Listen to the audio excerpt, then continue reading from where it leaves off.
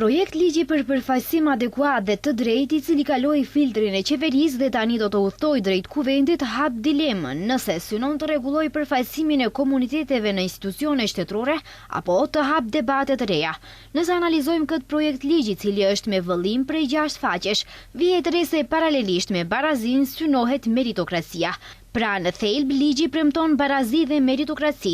Gjithsesi, respektimi i përfaqësimit adekuat dhe të drejtë duhet të sigurojë trajtim të barabartë për të gjithë qytetarët, pa diskriminim, dhe të zbatohet në përputhje me parimet e barazisë, meritës dhe kompetencës profesionale. Qëndron në ligj, por pas këtij formulimi fshihet dispozita që mund të ndryshojë rrjedhën e ligjit.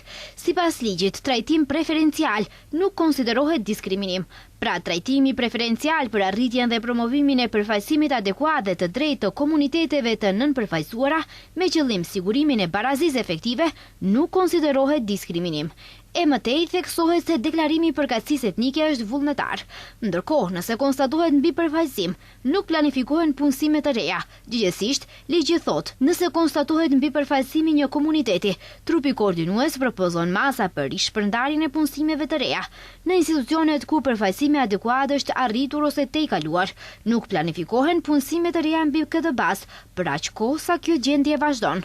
Ligjin do ta monitorojë trupi koordinues për zbatimin e përfaqësimit adekuat dhe të drejtë të qeverisë, i cili do të funksionojë në bashkëpunim me agjencinë për në punës administrativ. Ato do të përgatisin raport të paktën një herë në vit dhe do t'ia paraqesin qeverisë. Në ligj qëndron se gjatë planifikimit vjetor të punësimit, institucionet publike janë të detyruara të marrin parasysh planin e shpërndarjes së punësimeve të reja, të përgatitur sipas metodologjisë.